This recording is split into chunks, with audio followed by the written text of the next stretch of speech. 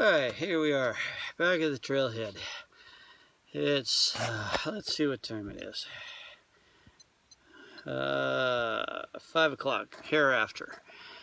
So, according to my tracking app that was recording the whole time, I hiked about 5.5 miles in just over 2 hours, because it records total hiking time. So whenever I stop, take a break, it shuts itself off. It goes into pause. Which, that's interesting. I would not imagine that I'd be able to get to the top and back down in that kind of a time frame. It took me 2 hours straight time to go up, but that includes the stopping and what have you. Didn't really take any breaks per se, but I did stop and chit-chat with some people. So anyway, we'll get home and get this up and running. So, till later. So here we are again. Thought I'd give you a shot at what the rest of the trail looks like after we get out of all the crappy rocks on the open area. We're back into the trees. We get crappy rocks with a little bit of a trail. And they're nice enough to put in some stairways for us, which I wish they wouldn't do because they never make them the right size for strides. I'm sure they fit somebody's stride, but not mine. I would prefer not to have them. This is the way it's going to be now, all the way to the trailhead. And we are at, let's check my watch, see what the elevation is. Yeah, we're at 37, so actually we only got about 400 to go, maybe 5, depending on what the weather has done to my altimeter. It always changes as weather changes. If anybody knows how an altimeter works, it works off barometric pressure, which always changes as the day goes on. So, there's one of our sets of stairs, and one back into the dirty rocks. I mean, this is the way it is.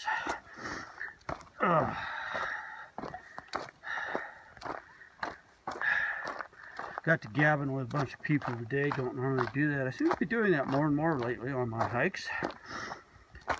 Maybe it's because I live alone. I'm so antisocial introvert that a few times I run into people, I actually talk to them, where I never used to.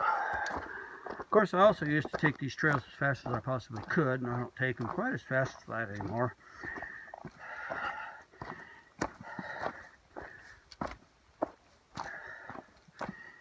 All right, so if you got enough of the trail looking view, oh hey, here's our bridge. These I don't mind them putting in. These are nice, keeps us out of the mud. You only find the one here on Pilchuck, you don't find any more. But hey, better than nothing, right? Right, so that takes care of things. Till later. So this here is more like what the whole trail is like. It's nothing but rock and rock and rock. And nice sharp edges. No good place for footing. I can imagine what it's doing to the bottom of my trail runners. I can't imagine them holding up to this stuff. Trekking poles are not really worth much in this kind of stuff. Spend more time holding them, and they don't really give you much in the way of balance. Not to mention the slick tips just slide off the rocks half the time anyway. But I got them. They're still handy for the other parts of the trail.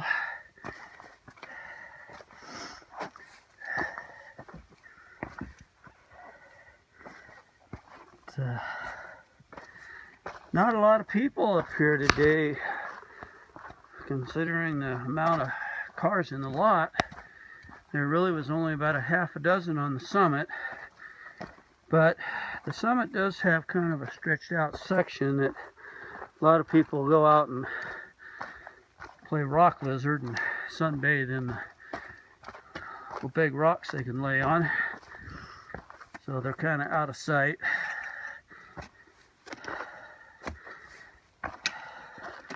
There's another route up this on the back side that doesn't even have this good a trail. I came up on it years ago. It's out of what they call the 20-leg basin.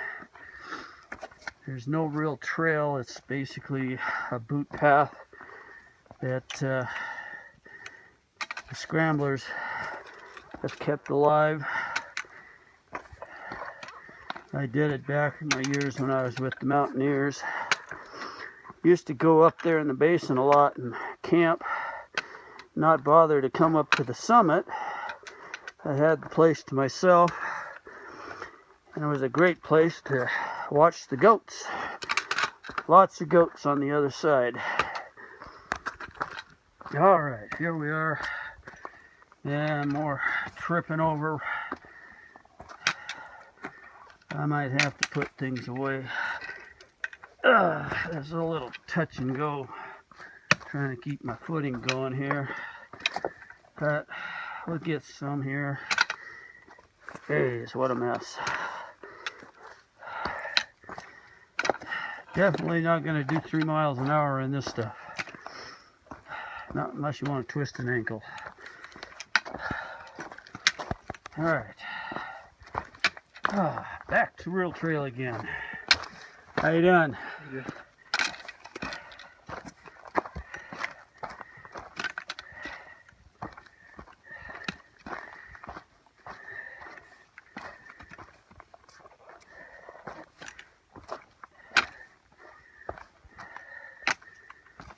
Down we go.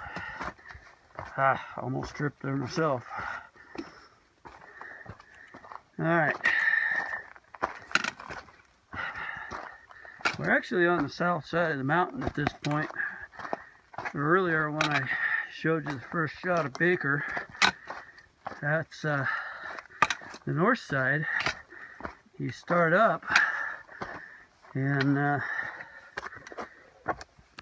then as you get through here, you slip over to the saddle and come up from the south. Now this is going to be touch and go here. Bear with me as we get down through things.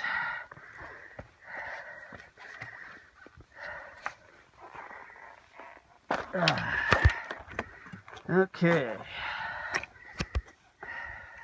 I have no idea what you're seeing right now because I can't hardly see. There's one of the posts that they've put up. Those are the markers that never used to be here.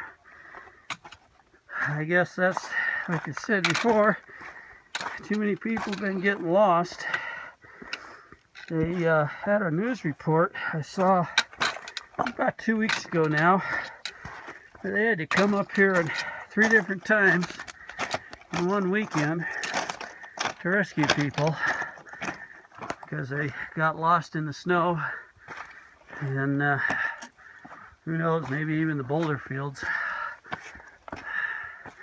This is another mountain I much prefer doing when it's covered with snow. It's a lot easier. All this is buried. Of course, you got a long approach now because they gate the road as soon as the snow gets going. So you have to hike 7 miles up the road. Off there in the distance is our bay, part of Puget Sound. Howdy. How are you doing? Oh, picking my way down. You're doing good. Trying to record without falling over at the same time.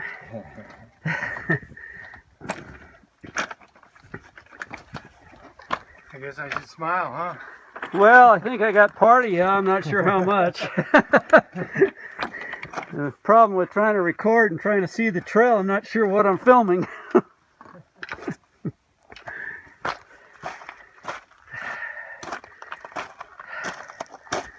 So, anyway, I figure this is a pretty good training hike.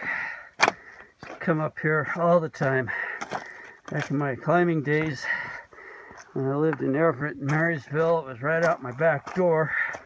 Only took me maybe an hour to get here. I'd run up and down this mountain 2 or 3 times a week. Sometimes it'd just be once a week, all depending on how work went and what have you.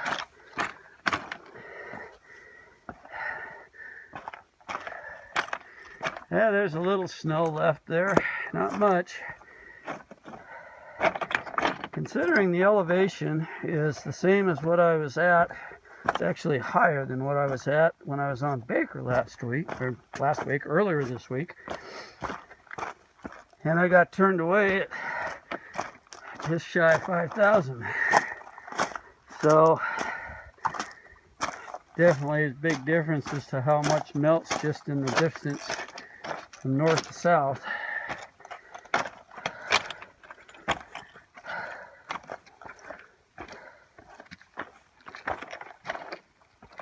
Anyone get by? Yeah, go ahead. Oh, you can go first. Well, I got to go right where you're at. So, go ahead.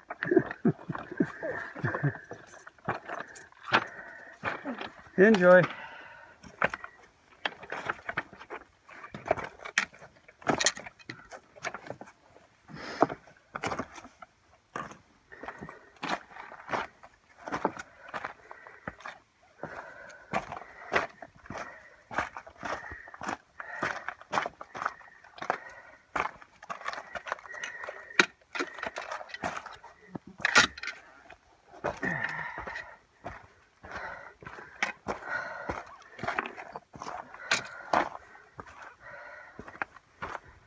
Oh, here we are back out where we can actually travel again. We should be just about down to the saddle where we're going to switch to going north again. The north side of this mountain, and it's also the reason I like doing this in the snow, is because it's a wide open slope. Got some trees, but not bad. And it used to be a ski run. Years ago, they had a small ski setup up here. Nothing fancy. Didn't even have a chairs. They just used a rope tow. A lot of people would come up here and ski out the slopes. Which is why I like it. That slope is beautiful for hiking up here in the wintertime. You don't have to deal with all this garbage. There is some spots, depending on the time of year and the amount of snow, you can go on and off the trail to make your own route. And me, I've always enjoyed my own route. Don't do it so much now, but nowadays, I prefer to do off-trail travel. I like to have company just in case. I'm not as spry and gung-ho as I used to be. Not even really into the hanging my butt off the side of the cliffs anymore like I used to. A little something about that vertigo stuff has caught up to me. Some of it I think is age. Some of it too is the fact that I've seen a few accidents up in these mountains while I was on them. People I was with got hurt, had to helicopter them out. I've got to know a few people who've gone off completely the deep end and didn't come back. I got 3 friends of mine that are in a crevasse up on Denali, and they went up there to climb. Never returned. That was a number of years ago now. Almost went with them on that trip, but then changed my mind. I just didn't feel comfortable, and I climbed Mount Hood with them in the middle of December the year before, and I didn't like some of the things I saw on some of the stuff they did. Didn't seem real safe to me. And when I'm climbing stuff like that, I want to know that people I'm with know exactly what they're doing, and we are on a consensus as to what's going to be taking place. Those three were also on my Mount Rainier climb that I did just before, and I saw a lot of problems on that trip too, especially when the leader of the group decided to abandon his group and take off with the couple of park rangers to go do some other exploring on a different part of Rainier, and literally left everybody just hanging on the summit. When I got up there, one of the climbers knew that I'd have experience, and I was trained through the Mountaineers for what was going on, and so they came up to me and asked me what to do. This guy they'd tucked him into a bivy sack and put him down next to a vent on the summit. He was shivering like a rat's ass, and they weren't too sure if they were going to be able to get him down the slope, down to base camp. So,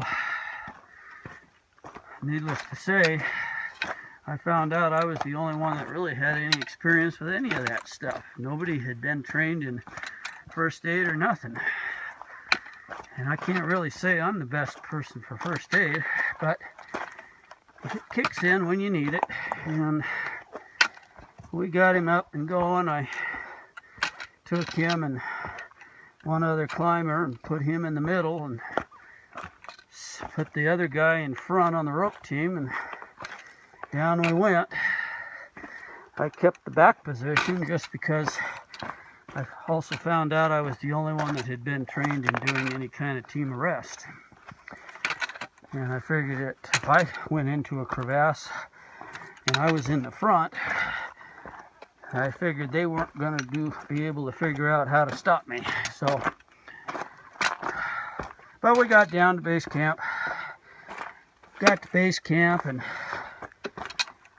we had left instructions with the people that changed their minds about climbing to make sure that they had plenty of water and food ready for us for when we got back, because we were going to be pretty much hungry and dying of thirst.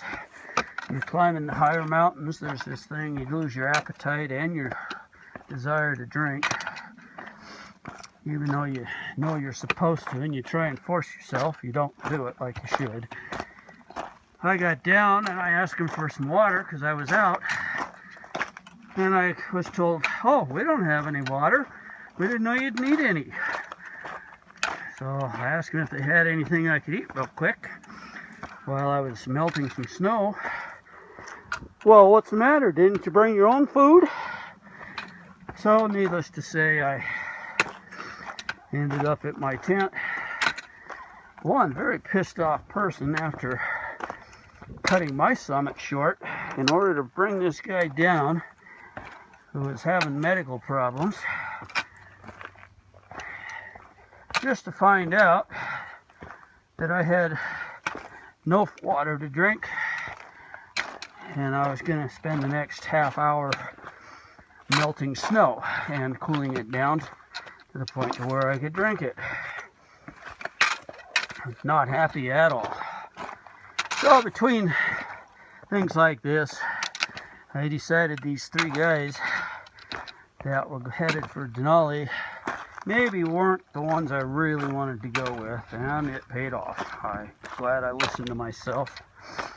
Otherwise, you wouldn't be listening to this long, boring narrative of my climbing around Rainier with a bunch of idiots. So here it is. We're switching back. We're right in the saddle now. We're going from the south side back around to the north, where we're going to be shooting down more rocky, crappy trail. How you guys doing?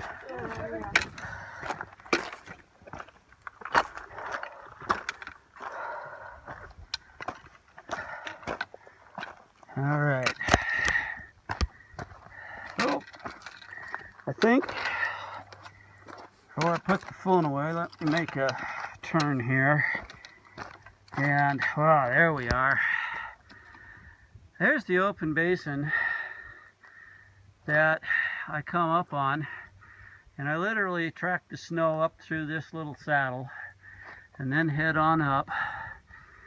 But all that down there is where you take the winter route, and it takes you down through the trees. It's a great route, takes you straight to the parking lot. A few spots you got to watch out where the cliffs you will drop off, so yeah, you don't just take off and go, you got to watch where you're headed. But it's really nice. That I believe that flat spot you can see way down there that looks kind of flat, patches of snow, that's where I ended up on a bivvy one day. I came up here in the winter. I was hoping to make the summit, and I was going to spend the night in the lookout, me and my current girlfriend. But they had closed the road, and I was expecting it to be open yet so I could at least drive partway up the road. So that meant we had to hike an extra 7 miles in the snow. Wasn't too bad. We had skis with us, but the road was patches, so we kept having to take the skis on and off because of the dirt road. We didn't want to ruin our skis. So it took a lot of time. But when we made it to that little flat open spot, we decided, well, it's too late. We were going to lose daylight soon, and I didn't want to be on this ridge and going across the top in the dark, because it gets corniced pretty good, and it would be real easy to just literally walk right off the edge without knowing it. Get down here a little further, I can get a shot of the summit. And anyway, I didn't make the summit even the next day. After we bivvied, a storm came in that night, but instead of snowing, it decided to warm up and rain. And all we had literally was down sleeping bags and a bivvy sack. And so we ended up wet. It wasn't real bad, but it was wetter than we wanted, and certainly not something we wanted to sleep in that night, so we got out of there. There's the ridge to the summit. If you go way off to the very far peak to the left, that's where the lookout is. You can catch just the edge of it, so you can see what it is that this whole mountain is about. Back on the north side, I'm headed down that way now. We're going to be skirting, basically, I guess it would be northwest, follow the trail down. That's what I just came down. You shoot up the saddle and get behind this little guy here. Alright, so I think that's enough for now. I'll let you go. Okay, just came down out of the summit. I thought I'd show you a view of the bouldering you get to do to get to the top. This whole ridge line is like this. We're heading down now. I'll get some little bit of video for you as we go down. Hopefully you won't hear me huffing and puffing near as much on the way down, which is why I didn't record anything on the way up. This trail is probably about 75% a lot of rock, where you're constantly having to step around this way and that way. Finding your way around can be tricky sometimes, not too bad. They've done some work up here to on the trail. They've got some markers now that never used to be here. Apparently they've had too many people get lost. Doesn't surprise me any. So heading down now. We'll put the phone down again and we'll pick things up in a little bit. See you later. Hey folks, for all you non-climbing people, there is Glacier Peak way off in the distance. I'm not going to go through all the names of all those peaks. As we turn, that was the west. Now we get around, here's the south. Metropolitan Market. Way out in the distance, you can catch the bay. Get around these people here. This is a popular space. Videoing for all my buddies that don't do this kind of stuff. Convince them. Yeah, give them more of an idea why they don't want to do this. GoPro. There's the bay, and if you look down there, you can see the city of Everett. Not that Everett's all that great of a city to worry about, but you know. And we get around here. Camera should be fine. Excuse me, folks. Yep, that's on camera. There's Baker Yep. and Shuckson. Shuckson's a good one, man. Oh, I haven't been on Shuckson in years. It's a nice little climb. And we come all the way back around, and there's Glacier Peak again. So, there's your 360 view from Mount Pilchuck.